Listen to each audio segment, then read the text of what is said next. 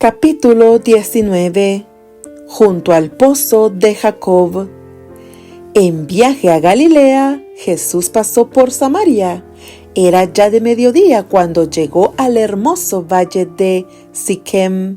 A la entrada de dicho valle se hallaba el pozo de Jacob. Cansado de viajar, se sentó allí para descansar, mientras sus discípulos iban a comprar provisiones. Los judíos y los samaritanos eran acérrimos enemigos, y en cuanto les era posible, evitaban todo trato unos con otros. Los rabinos tenían por lícito el negociar con los samaritanos en caso de necesidad, pero condenaban todo trato social con ellos. Un judío no debía pedir nada prestado a un samaritano, ni aun un bocado de pan o un vaso de agua. Los discípulos, al ir a comprar alimentos, obraban en armonía con la costumbre de su nación, pero no podían ir más allá. El pedir un favor a los samaritanos o el tratar de beneficiarlos en alguna manera no podía cruzar ni siquiera por la mente de los discípulos de Cristo. Mientras Jesús estaba sentado sobre el brocal del pozo, se sentía débil por el hambre y la sed. El viaje hecho desde la mañana había sido largo y se hallaba ahora bajo los rayos del sol de mediodía. Su sed era intensificada por la evocación del agua fresca que estaba tan cerca, aunque inaccesible para él, porque no tenía cuerda ni cántaro y el pozo era hondo. Compartía la suerte de la humanidad y aguardaba que alguien viniese para sacar agua. Se acercó entonces una mujer de Samaria y, sin prestar atención a su presencia, llenó su cántaro de agua. Cuando estaba por irse, Jesús le pidió que le diese de beber. Ningún oriental negaría un favor tal. En el oriente se llamaba al agua el don de Dios. El ofrecer de beber al viajero sediento era considerado un beber tan sagrado que los árabes del desierto se tomaban molestias especiales para cumplirlo. El odio que reinaba entre los judíos y los samaritanos impidió a la mujer ofrecer un favor a Jesús, pero el Salvador estaba tratando de hallar la llave de su corazón, y con el tacto nacido del amor divino, Él no ofreció un favor, sino que lo pidió. El ofrecimiento de un favor podría haber sido rechazado, pero la confianza despierta confianza. El Rey del Cielo se presentó a esta paria de la sociedad, pidiendo un servicio de sus manos. El que había hecho el océano, el que rige las aguas del abismo, el que abrió los manantiales y los canales de la tierra, descansó de sus fatigas junto al pozo de Jacob y dependió de la bondad de una persona extraña para una cosa tan insignificante como un sorbo de agua. La mujer se dio cuenta de que Jesús era judío. En su sorpresa, se olvidó de concederle lo pedido e indagó así la razón de tal petición. ¿Cómo tú, siendo judío, me pides a mí de beber, que soy mujer samaritana? Jesús contestó: si conocieses el don de Dios y quién es el que te dice, dame de beber, tú pedirías de él y él te daría agua viva. Es decir, ¿te maravilla que yo te pida un favor tan pequeño como un sorbo de agua del pozo que está a nuestros pies? Si tú me hubieses pedido a mí, te hubiera dado a beber el agua de la vida eterna. La mujer no había comprendido las palabras de Cristo, pero sintió su solemne significado. Empezó a cambiar su actitud despreocupada. Suponiendo que Jesús hablaba del pozo que estaba delante de ellos, dijo: Señor, no tienes con qué sacarla y el pozo es hondo. ¿De dónde, pues, tienes el agua viva? ¿Eres tú mayor que nuestro padre Jacob, que nos dio este pozo del cual Él bebió? Ella no veía delante de sí más que un sediento viajero, cansado y cubierto de polvo. Lo comparó mentalmente con el honrado patriarca Jacob. Abrigaba el sentimiento muy natural de que ningún otro pozo podía ser igual al cavado por sus padres. Miraba hacia atrás a los padres y hacia adelante a la llegada del Mesías, mientras la esperanza de los padres, el Mesías mismo, estaba a su lado y ella no lo conocía. ¿Cuántas almas sedientas están hoy al lado de la fuente del agua viva y sin embargo buscan muy lejos los manantiales de la vida? No digas en tu corazón: ¿quién subirá al cielo? Esto es para traer abajo a Cristo. ¿O quién descenderá al abismo? Esto es para volver a traer a Cristo de los muertos. Cercana está la palabra en tu boca y en tu corazón, si confesares con tu boca al Señor Jesús y creyeres en tu corazón que Dios le levantó de los muertos, serás salvo. Jesús no contestó inmediatamente la pregunta respecto de sí mismo, sino que con solemne seriedad dijo: cualquiera que bebiere de esta agua volverá a tener sed, mas el que bebiere del agua que yo le daré, para siempre no tendrá sed, mas el agua que yo le daré será en él una fuente de agua que salte para vida eterna. El que trate de aplacar su sed en las fuentes de este mundo, bebe tan solo para tener sed otra vez. Por todas partes hay hombres que no están satisfechos, anhelan algo que supla la necesidad del alma. Un solo ser puede satisfacer esta necesidad, lo que el mundo necesita, el deseado de todas las gentes, es Cristo. La gracia divina que Él solo puede impartir es como agua viva que purifica, refrigera y vigoriza al alma. Jesús no quiso dar a entender que un solo sorbo del agua de vida bastaba para el que la recibiera. El que prueba el amor de Cristo lo deseará en mayor medida de continuo, pero no buscará otra cosa. Las riquezas, los honores y los placeres del mundo no le atraen más. El constante clamor de su corazón es: más de ti. Y el que revela al alma su necesidad, aguarda para satisfacer su hambre y sed. Todo recurso en que confíen los seres humanos fracasará. Las cisternas se vaciarán, los estanques se secarán, pero nuestro Redentor es el manantial inagotable. Podemos beber y volver a beber y siempre hallar una provisión de agua fresca. Aquel en quien Cristo mora tiene en sí la fuente de bendición, una fuente de agua que salte para vida eterna. De este manantial puede sacar fuerza y gracia suficientes para todas sus necesidades. Mientras Jesús hablaba del agua viva, la mujer lo miró con atención maravillada. Había despertado su interés y un deseo del don del cual hablaba.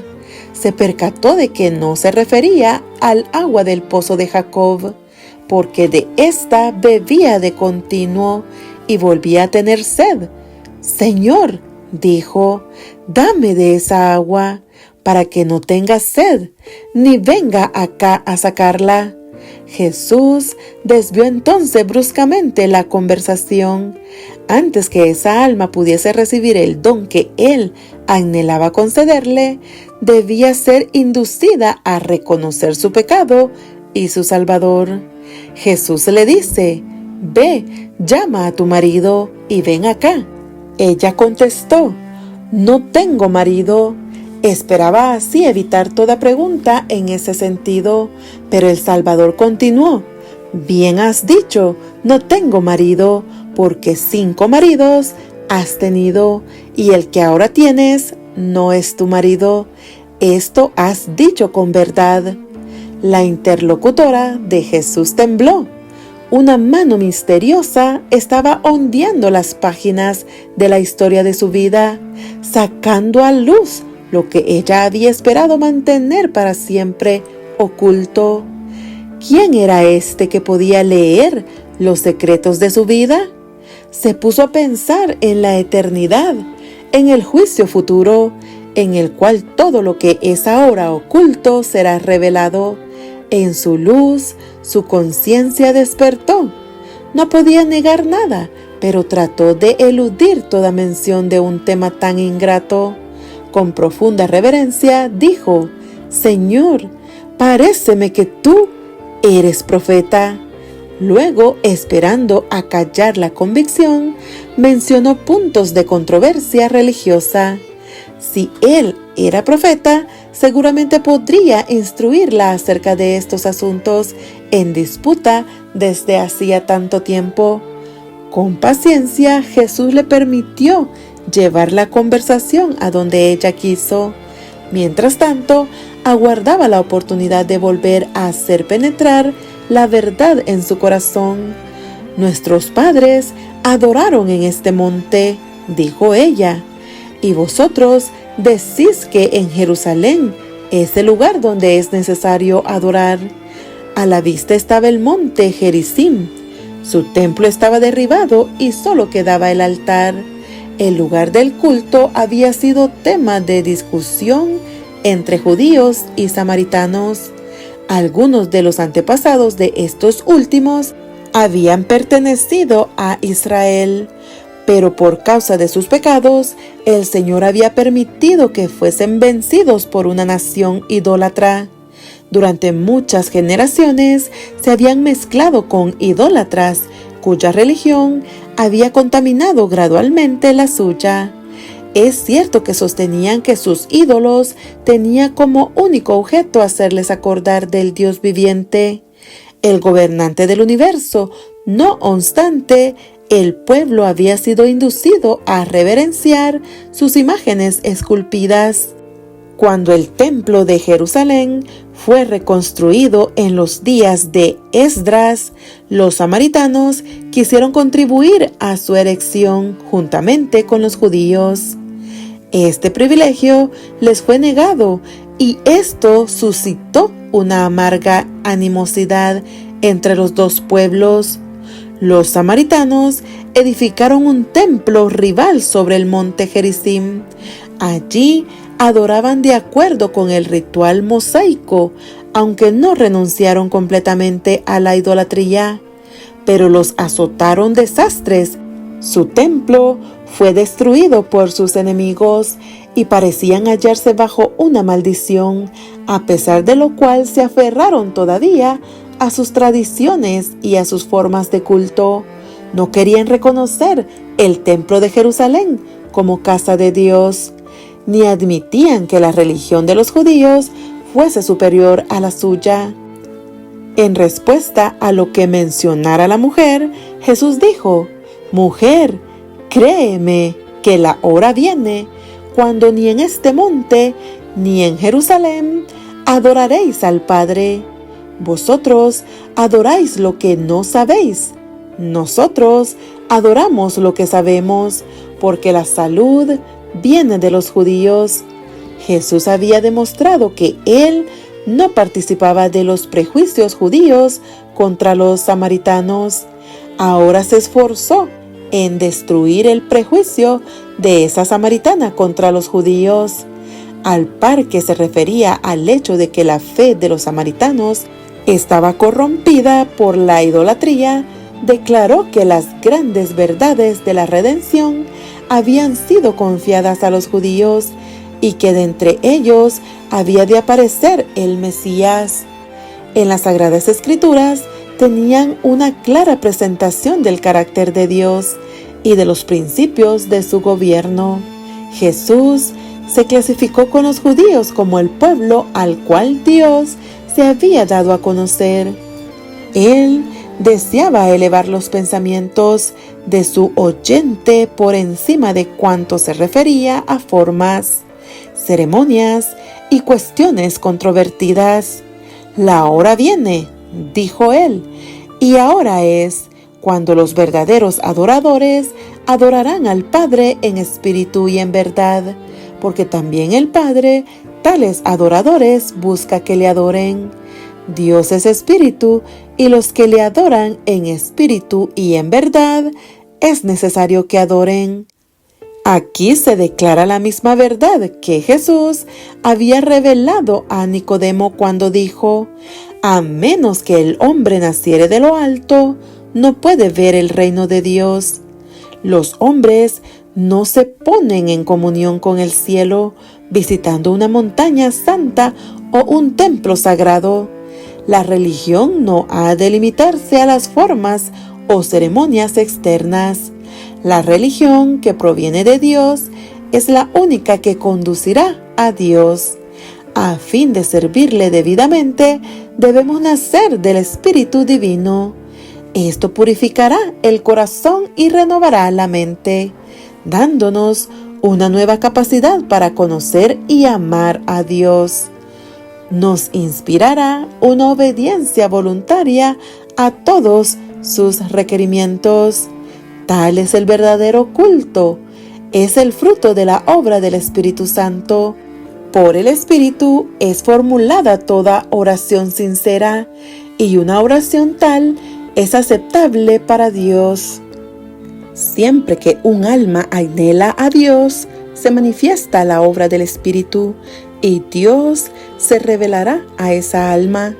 Él busca adoradores tales, espera para recibirlos y hacerlos sus hijos e hijas. Mientras la mujer hablaba con Jesús, le impresionaron sus palabras. Nunca había oído expresar tales sentimientos por los sacerdotes de su pueblo o de los judíos. Al serle revelada su vida pasada, había llegado a sentir su gran necesidad. Comprendió la sed de su alma, que las aguas del pozo de Sicar no podrían nunca satisfacer. Nada de todo lo que había conocido antes le había hecho sentir así su gran necesidad. Jesús la había convencido de que leía los secretos de su vida. Sin embargo, se daba cuenta de que era un amigo que la compadecía y la amaba. Aunque la misma pureza de su presencia condenaba el pecado de ella, no había pronunciado acusación alguna, sino que le había hablado de su gracia, que podía renovar el alma. Empezó a sentir cierta convicción acerca de su carácter y pensó: ¿no podría ser este el Mesías que por tanto tiempo hemos esperado? Entonces le dijo: sé que el Mesías ha de venir, el cual se dice el Cristo. Cuando Él viniere, nos declarará todas las cosas. Jesús le respondió: yo soy, que hablo contigo. Al oír la mujer estas palabras, la fe nació en su corazón y aceptó el admirable anuncio de los labios del Maestro Divino.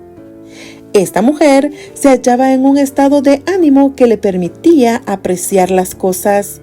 Estaba dispuesta a recibir la más noble revelación, porque estaba interesada en las Escrituras, y el Espíritu Santo había estado preparando su mente para recibir más luz.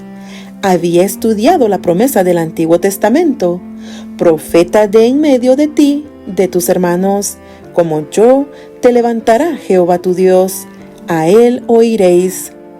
Ella anhelaba comprender esta profecía. La luz ya estaba penetrando en su mente.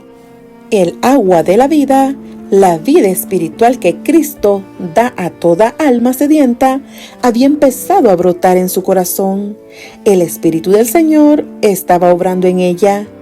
El claro acerto hecho por Jesús a esta mujer no podría haberse dirigido a los judíos que se consideraban justos. Cristo era mucho más reservado cuando hablaba con ellos. A ella le fue revelado aquello cuyo conocimiento fue negado a los judíos, y que a los discípulos se ordenó más tarde guardar en secreto. Jesús vio que ella haría uso de su conocimiento para inducir a otros a compartir su gracia. Cuando los discípulos volvieron, se sorprendieron al hallar a su maestro hablando con la mujer. No había bebido el agua refrigerante que deseaba, ni se detuvo a comer lo que los discípulos habían traído. Cuando la mujer se hubo ido, los discípulos le rogaron que comiera. Le veían callado, absorto, como en arrobada meditación. Su rostro resplandecía y temían interrumpir su comunión con el cielo, pero sabían que se hallaba débil y cansado, y pensaban que era deber suyo recordarle sus necesidades. Jesús reconoció su amante interés y dijo: «Yo tengo una comida que comer, que vosotros no sabéis». Los discípulos se preguntaron quién le había traído comida, pero él explicó: «Mi comida es que haga la voluntad del que me envió y que acabe su obra». Jesús se regocijaba de que sus palabras habían despertado la conciencia de la mujer. La había visto beber del agua de la vida y su propia hambre y sed habían quedado satisfechas. El cumplimiento de la misión por la cual había dejado el cielo fortalecía al Salvador para su labor y lo elevaba por encima de las necesidades de la humanidad. El ministrar a un alma que tenía hambre y sed de verdad le era más grato que el comer o beber. Era para él un consuelo, un refrigerio. La benevolencia era la vida de su alma. Nuestro Redentor anhela que se le reconozca. Tiene hambre de la simpatía y el amor de aquellos a quienes compró con su propia sangre. Anhela con ternura inefable que vengan a él y tengan vida, así como una madre espera la sonrisa de reconocimiento de su hijito que le indica la aparición de la inteligencia. Así Cristo espera la expresión de amor agradecido que demuestra que la vida espiritual se inició en el alma. La mujer se había llenado de gozo al escuchar las palabras de Cristo. La revelación admirable era casi abrumadora. Dejando su cántaro, volvió a la ciudad para llevar el mensaje a otros. Jesús sabía por qué se había ido. El hecho de haber dejado su cántaro hablaba inequívocamente del efecto de sus palabras. Su alma deseaba vehementemente obtener el agua viva. Y se olvidó de lo que la había traído al pozo. Se olvidó hasta de la sed del Salvador, que se proponía aplacar. Con corazón rebosante de alegría, se apresuró a impartir a otros la preciosa luz que había recibido. «Venid, ved un hombre que me ha dicho todo lo que he hecho. Sí, quizás es este el Cristo», dijo a los hombres de la ciudad. Sus palabras conmovieron los corazones. Había en su rostro una nueva expresión, un cambio en todo su aspecto. Se interesaron por ver a Jesús. Entonces salieron de la ciudad y vinieron a él. Mientras Jesús estaba todavía sentado a orillas del pozo, miró los campos de la mies que se extendían delante de él y cuyo suave verdor parecía dorado por la luz del sol. Señalando la escena a sus discípulos, la usó como símbolo.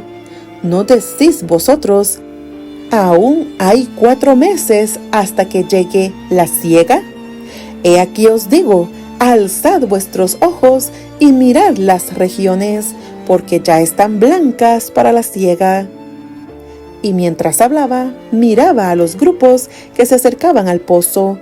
Faltaban 4 meses para la siega, pero allí había una mies ya lista para la cosecha. El que siega, dijo, recibe salario y allega fruto para vida eterna, para que el que siembra también goce y el que siega, porque en esto es el dicho verdadero, que uno es el que siembra y otro es el que siega. En estas palabras señala Cristo el servicio sagrado que deben a Dios los que reciben el Evangelio. Deben ser sus agentes vivos. Él requiere su servicio individual. y sea que sembremos o seguemos, estamos trabajando para Dios. El uno esparce la simiente, el otro junta la mies, pero tanto el sembrador como el segador reciben galardón. Se regocijan juntos en la recompensa de su trabajo. Jesús dijo a sus discípulos: Yo os he enviado a segar lo que vosotros no labrasteis. Otros labraron, y vosotros habéis entrado en sus labores. El Salvador estaba mirando hacia adelante a la gran recolección del día de Pentecostés. Los discípulos no habían de considerarla como el resultado de sus propios esfuerzos. Estaban entrando en las labores de otros hombres. Desde la caída de Adán, Cristo había estado confiando la semilla de su palabra a sus siervos escogidos para que la sembrasen en corazones humanos. Y un agente invisible, un poder omnipotente, había obrado silenciosa pero eficazmente para producir la mies. El rocío, la lluvia y el sol de la gracia de Dios habían sido dados para refrescar y nutrir la semilla de verdad. Cristo iba a regar la semilla con su propia sangre. Sus discípulos tenían el privilegio de colaborar con Dios. Eran colaboradores con Cristo y con los santos de la antigüedad.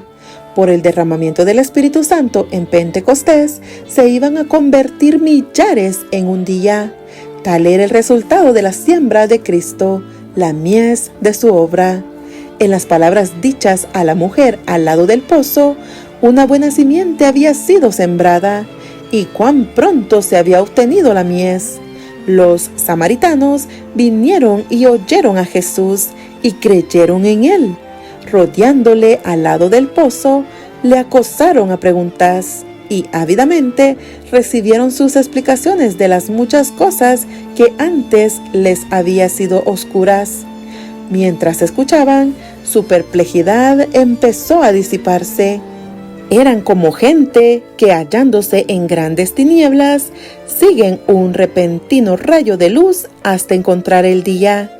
Pero no les bastaba esta corta conferencia, ansiaban oír más y que sus amigos también oyesen a este maravilloso maestro. Le invitaron a su ciudad y le rogaron que quedase con ellos. Permaneció pues 2 días en Samaria, y muchos más creyeron en él.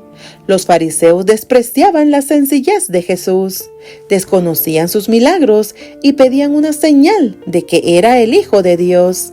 Pero los samaritanos no pidieron señal, y Jesús no hizo milagros entre ellos, fuera del que consistió en revelar los secretos de su vida a la mujer que estaba al lado del pozo. Sin embargo, muchos le recibieron. En su nuevo gozo decían a la mujer: ya no creemos por tu dicho, porque nosotros mismos hemos oído y sabemos que verdaderamente este es el Salvador del mundo, el Cristo. Los samaritanos creían que el Mesías había de venir como Redentor, no solo de los judíos, sino del mundo. El Espíritu Santo, por medio de Moisés, lo había anunciado como profeta enviado de Dios.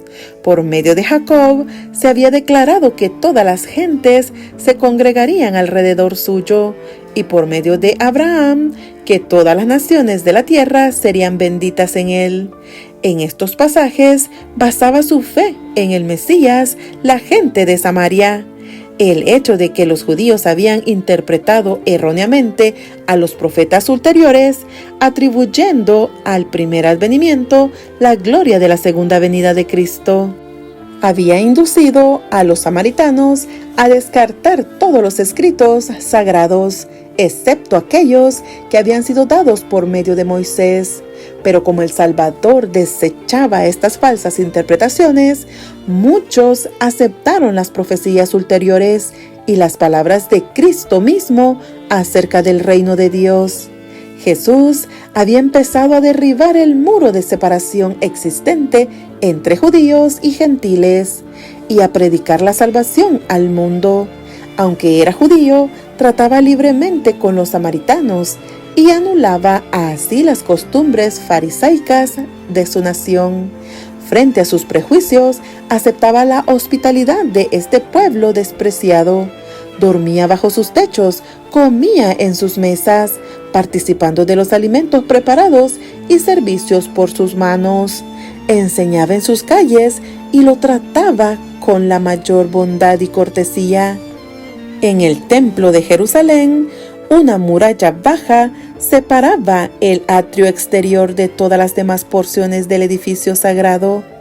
En esta pared había inscripciones en diferentes idiomas que declaraban que a nadie sino a los judíos se permitía pasar ese límite. Si un gentil hubiese querido entrar en el recinto interior, habría profanado el templo y habría sufrido la pena de muerte. Pero Jesús, el que diera origen al templo y su ceremonial, atraía a los gentiles así por el vínculo de la simpatía humana, mientras que su gracia divina les presentaba la salvación que los judíos rechazaban.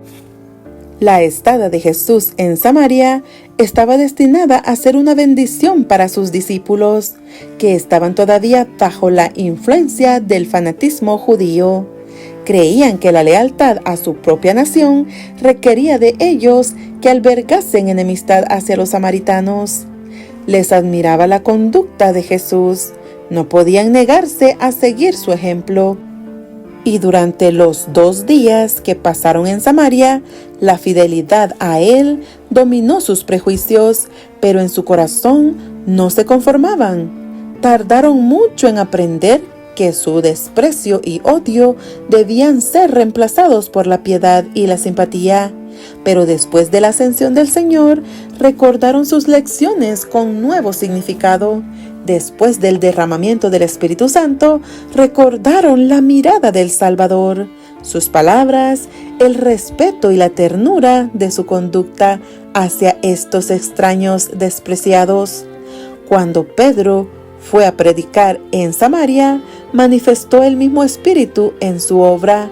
Cuando Juan fue llamado a Éfeso y Esmirna, recordó el incidente de Siquem y se llenó de gratitud hacia el Divino Maestro, quien, previendo las dificultades que deberían arrostrar, les había ayudado por su propio ejemplo. El Salvador continúa realizando hoy la misma obra que cuando ofreció el agua de vida a la mujer samaritana. Los que se llaman sus discípulos pueden despreciar y rehuir a los parias, pero el amor de Él hacia los hombres no se deja desviar por ninguna circunstancia de nacimiento, nacionalidad o condición de vida. A toda alma, por pecaminosa que sea, Jesús dice: si me pidieras, yo te daría el agua de la vida. No debemos estrechar la invitación del Evangelio y presentarla solamente a unos pocos elegidos, que suponemos nosotros nos honrarán aceptándola. El mensaje ha de proclamarse a todos. Doquiera haya corazones abiertos para recibir la verdad, Cristo está listo para instruirlos. Él les revela al Padre y la adoración que es aceptable para aquel que lee el corazón. Para los tales no usa parábolas. A ellos, como a la mujer samaritana al lado del pozo, dice: yo soy que hablo contigo.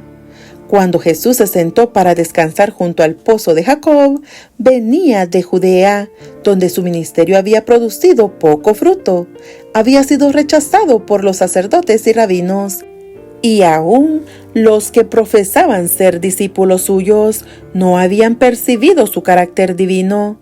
Se sentía débil y cansado, pero no descuidó la oportunidad de hablar a una mujer sola, aunque era una extraña, enemiga de Israel y vivía en pecado.